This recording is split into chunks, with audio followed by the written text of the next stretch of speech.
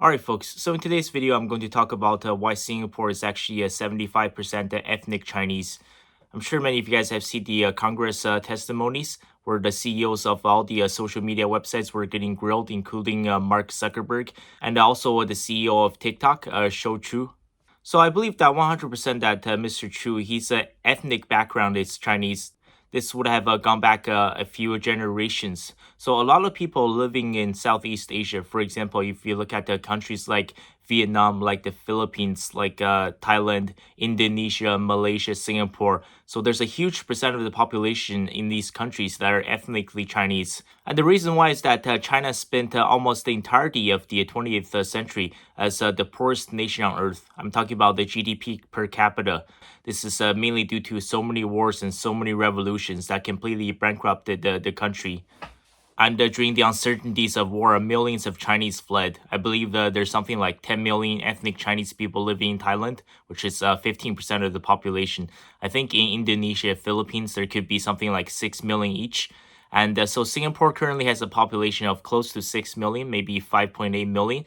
However, it's estimated that around 40% of Singapore's population, they're actually not citizens. They're there as migrant workers or international exchange students, or simply they hold a permanent residence. This is actually a very common amongst, let's say, the top 1%, the most wealthy Chinese people. A lot of Chinese celebrities, they do have permanent residence in the country of Singapore, which used to be part of Malaysia. And so the two most popular languages on Singapore is actually English and Mandarin Chinese, which is very obvious. And the reason why China has so many millionaires and billionaires that have permanent citizenships to Singapore is because they're very much a pro-Western capitalist economy.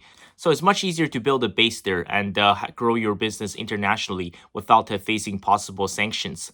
Both China and Singapore, they don't allow dual citizenship. If a Chinese citizen wants to, move to Singapore permanently, and he or she does not want to get a Singaporean citizenship, they can get a permanent residence to live and work and grow their business there.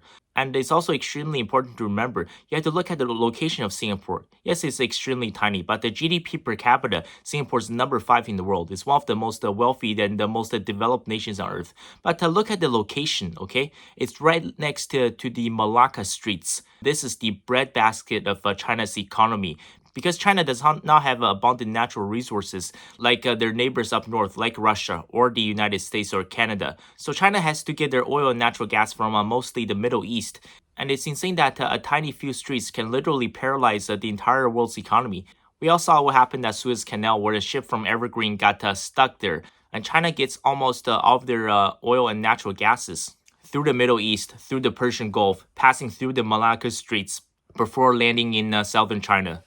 So if this strait were to be blocked, for example, in the context of an invasion of Taiwan, this will completely paralyze China's economy. And we're looking at a doomsday scenario where nothing good is going to come out of this. So that's why China continues to maintain a very strong presence in Singapore. And also one thing that's very interesting to know is that Singapore has actually the highest market penetration rate for smartphones. So for every 2 people in Singapore, there are 3 cell phone users. Are there Chinese communist spies living in Singapore?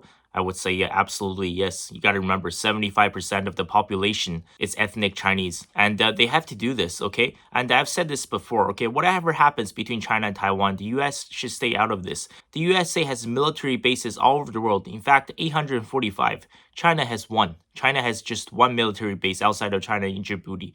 So if you look at geographically, China is being surrounded by the United States military bases. They have them in the demilitarized zone at the North and South Korean border.